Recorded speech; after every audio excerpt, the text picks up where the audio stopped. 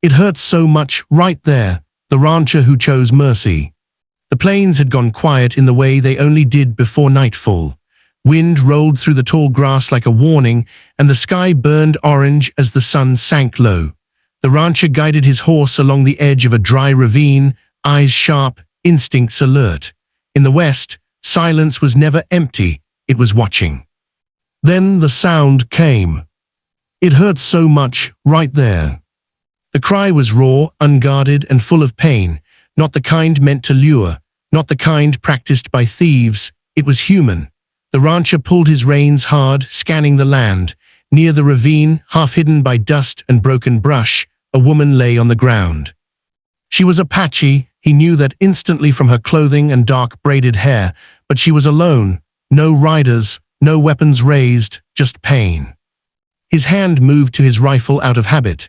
In this land, stopping for a stranger could get a man killed. Apache traps were real, bandits were worse. Every lesson the West had taught him screamed one word: ride on. But then she tried to stand, and collapsed. Her hand clutched her side as she gasped, teeth clenched, eyes wet but defiant. "Please," she whispered, more to herself than him, "it hurts so much." The rancher felt his chest tighten. He had seen pain before, men shot, cattle dying, bones broken under hard labor, but this was different. This wasn't the noise of battle. It was the sound of someone who had reached the end of her strength. He dismounted slowly, boots sinking into the dust. He kept his distance, rifle lowered but not set aside. "I'm not coming closer," he said, voice calm. "Just tell me what happened."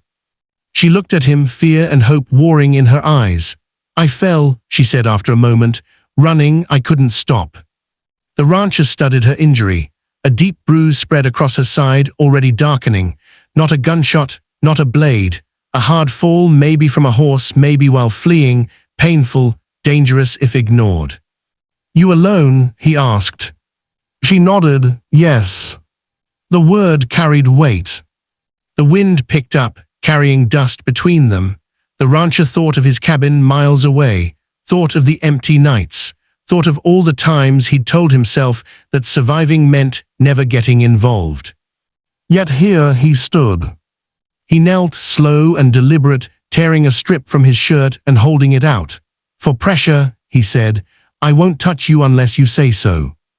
Her hands trembled as she took it. When their eyes met, something passed between them, an understanding born of shared danger.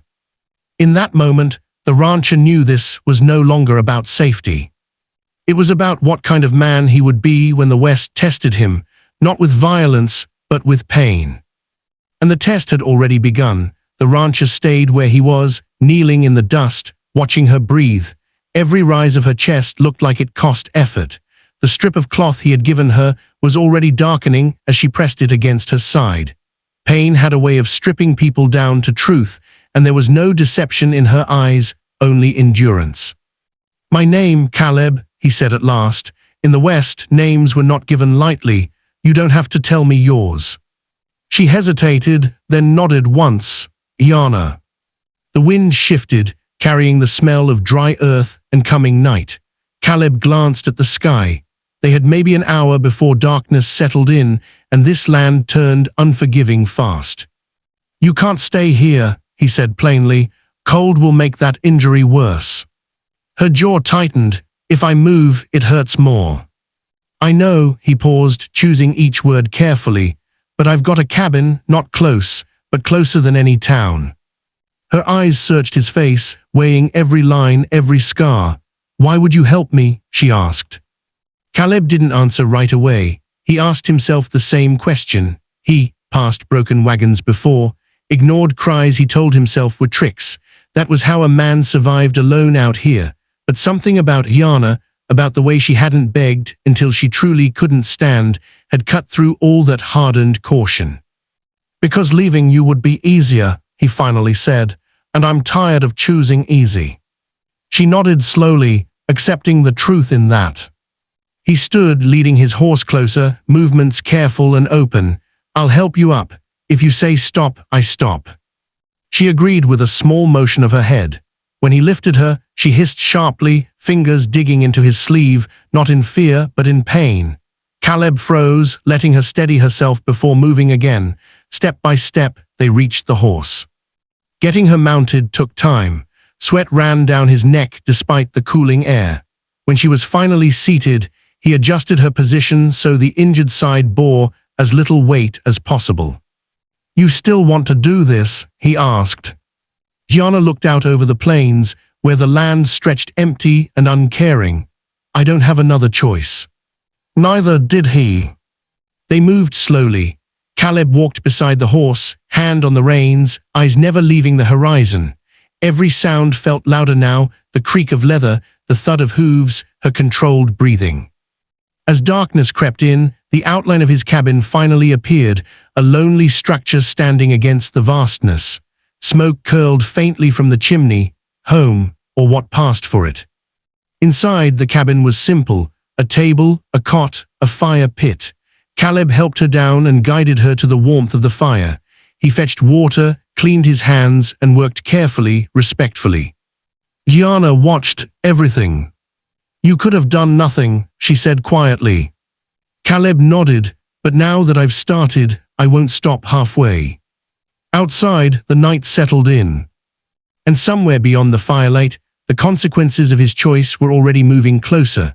The fire crackled softly, pushing back the cold that crept in through the cabin walls. Shadows danced across the rough timber as Caleb set a kettle near the flames.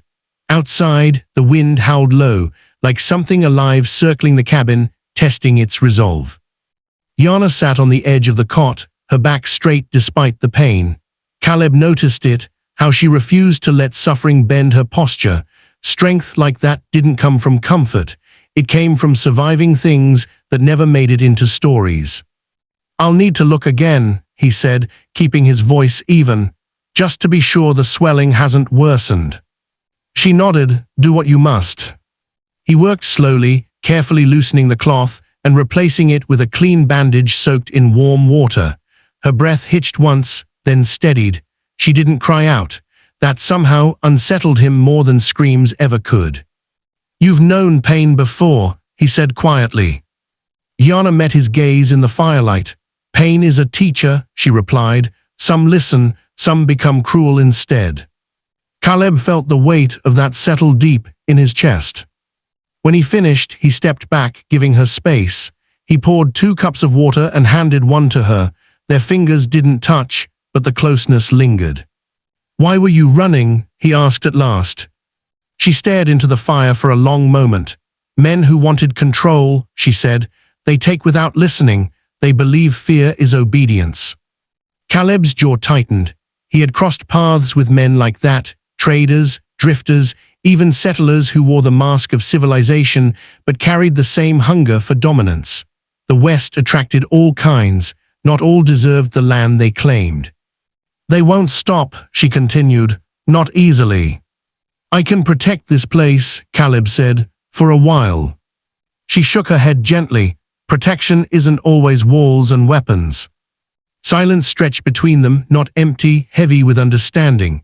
Outside, an owl called. Somewhere far off, a horse snorted. "You're not afraid of me," Caleb said, more statement than question. Gianna looked at him steadily. "I was, at first, but fear changes shape when someone chooses restraint." That word again. Restraint. It wasn't one the West admired much. Strength, speed, violence, those were praised, but restraint, that was invisible. It didn't leave bodies behind to prove itself. Caleb fed another log into the fire. "You can stay until you're strong enough to ride," he said. "No debt, no expectations." She studied him carefully. "In my people's way, nothing is without meaning." He nodded. "I figured." Night deepened. The fire burned lower. Caleb rolled out a blanket near the door, giving her the cot without question. As he lay back, eyes on the ceiling beams, he felt something unfamiliar, unease mixed with purpose. This cabin had been silent for years, echoing only with his own thoughts. Now it held another presence, another story. Outside, the land listened. And somewhere beyond the darkness, eyes were turning toward the lone rancher who had chosen mercy, unaware that the West never ignored such choices for long. Morning arrived without kindness. The sky was pale and tight, the kind that promised heat before noon. Caleb stepped outside the cabin, stretching sore muscles, eyes immediately lifting to the ridgeline. The land felt different, quiet in a way that meant attention, not peace. Behind him, the door creaked softly. Gianna stood in the doorway, wrapped in a blanket, her face still pale but steadier than the night before. "You feel it too," Caleb said. She nodded. "We are no longer alone." Dust rose in the distance.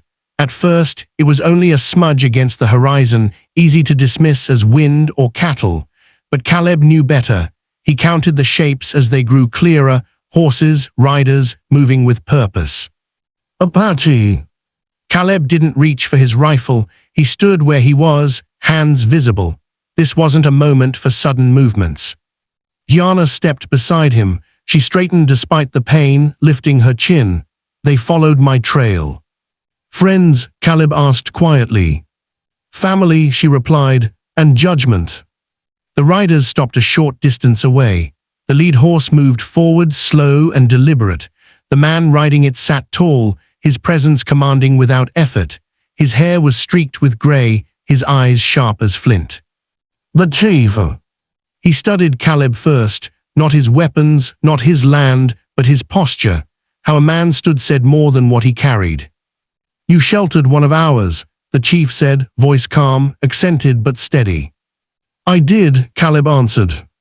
"You treated her wound." "Yes." "You did not claim her." "No." Silence followed. The wind moved through the grass. The riders behind the chief remained still, waiting. Yana spoke then. He chose restraint. The word landed heavy. The chief's eyes shifted to her, and what did restraint earn him? She didn't hesitate. Truth. The chief dismounted, boots hitting the earth with finality. He walked a slow circle around Caleb, studying the cabin, the corral, the fire pit. No signs of struggle, no blood, no chains, just a place lived in carefully. "You could have turned her away," the chief said. "Many would have." Caleb met his gaze. "I almost did." The chief nodded once. Honesty is not weakness. Caleb felt his breath loosen. This was no interrogation. It was a measure. "My people remember pain," the chief continued. "We also remember who does not add to it." He turned to his riders and spoke in his own language. The tension eased, just a little. Yana exhaled, her shoulders lowering for the first time. "You will not be harmed," the chief said to Caleb.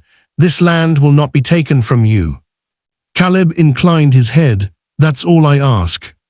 The chief paused, then added, "But know this, choices echo. You have stepped into a story larger than yourself." Caleb watched as the riders prepared to leave. Before mounting, the chief looked back once more. "Mercy is rare here, guard it." As they rode away, dust settling behind them, Caleb felt the weight of what had passed. The West had looked at him and decided to remember. Yana turned to him, eyes bright despite everything. "Not all tests are survived," she said. "You did." Caleb looked out at the land, unchanged yet somehow new. "I don't reckon the story over." She smiled faintly. "Stories like this never are." And somewhere in the quiet distance, the West listened, patient, unforgiving, and watching what Caleb would choose next. The dust from the departing riders lingered long after the last horse disappeared beyond the ridge. Caleb stood still, listening until the sound of hooves faded completely. Only then did he release the breath he hadn't realized he was holding. Gianna sat carefully on the fence rail near the corral, the morning light soft on her face. The pain still lived in her movements, but it no longer ruled them. She watched Caleb with a quiet curiosity, as if seeing him clearly for the first time now that the danger had passed. "You stood your ground without raising a weapon," she said. "That takes strength." Caleb shrugged. "Didn't feel like strength, felt like standing still and hoping I was right." She smiled faintly. "That is often the same thing." The days that followed settled into a rhythm neither of them named. Caleb tended the land, fixing a broken gate, checking water lines, repairing a stretch of fence the winter storms had taken. Gianna moved slowly at first, then with growing ease, helping where she could, mending leather, gathering herbs, cooking meals that carried unfamiliar but comforting scents. They spoke in pieces, about the land, about survival, about silence. Caleb learned that Gianna had once believed the world was divided cleanly, those who took and those who endured. Now she understood there was a third kind, those who chose differently even when no one was watching. One evening, as the sky burned red, Gianna stood beside him at the edge of the field. "When I leave," she said softly, "this place will change." Caleb nodded. "Everything does." "No," she replied, "this change will be remembered." He looked at her then, really looked, not as someone he had helped, not as someone passing through, but as someone who had altered the shape of his life simply by crossing it. "You don't owe me anything," he said. "I know," she met his gaze, "that is why it matters." The night before her departure, the wind was calm. Too calm. Caleb lay awake, staring at the ceiling beams, aware that the cabin would soon return to its old silence. At dawn, Gianna saddled her horse. She moved carefully but confidently now. Her injury had healed enough to travel. Before mounting, she turned back. "The West believes it belongs to those who take," she said, "but it truly belongs to those who choose." She placed a small carved token into Caleb's hand. "This marks you as a man of restraint." Caleb closed his fingers around it, feeling the weight. "I'll honor it." She nodded, then rode away, her figure growing smaller against the open plains. Caleb stood alone again, but not empty. The land felt different now, less hostile, more alive. He understood something then. Mercy didn't end when the danger passed. It stayed. It changed the ground beneath your feet. And in the Wild West, where legends were forged in blood and fire, Caleb had left something rarer behind. A reason for the land to remember him. Time moved differently after Gianna left. Days passed, then weeks. The ranch settled back into its familiar rhythm, wind over grass, creaking boards, the steady work that never truly ended. Yet something had shifted. Caleb felt it in the mornings when he stepped outside, and the land no longer felt like something he had to fight. It felt like something that watched him back, measuring, remembering. Word traveled, as it always did in the West. A trader stopped by once, offering supplies without asking payment. A drifter camped near the creek and left before dawn, tipping his hat toward the cabin. No one said why. They didn't have to. One afternoon, Caleb noticed riders again on the horizon. This time, he didn't tense. He stood by the corral, hands resting easy at his sides. When they came closer, he recognized the lead rider immediately. The Apache chief dismounted, slower now, age showing in his movements. He was alone. "You keep the land well," the chief said, surveying the fences, the grazing horses, the repaired cabin roof. "I try," Caleb replied. The chief nodded. "Gianna speaks of you often, not with praise, but with respect. That is rarer." They sat together beneath the open sky. The chief spoke of changing times, of borders tightening, of violence growing louder as fear spread. "In such times," he said, "men believe strength must shout." Caleb looked out across the plains. "I used to believe that too." The chief studied him. "You learned otherwise without being taught. That makes you dangerous in a different way." Caleb smiled faintly. "I don't aim to be dangerous." "No," the chief said, "you aim to be steady." Before leaving, the chief placed his hand over the carved token Caleb still carried. "This land will be left alone," he said, "not because it is feared, but because it is respected." When the chief rode away, Caleb stood for a long time, listening to the quiet. The West hadn't claimed him, it had accepted him. Years later, travelers would speak of a lone rancher who never fired first, of a place where arguments ended before they began, of a man who once heard pain in a stranger's voice and let that sound guide his actions. Caleb grew older on that land, his hair grayed, his hands roughened. He never grew rich, never sought a name, but he slept without regret. Sometimes, at dusk, he would stand at the edge of the field and remember a moment when everything could have gone another way, when fear nearly won, when walking away would have been easier. The West is full of men who survived by taking. But legends are made of those who chose otherwise. And when the wind passed over the grass at sunset, it carried a quiet truth across the plains. That mercy, once chosen, never truly leaves. The West remembered Caleb. And that was enough.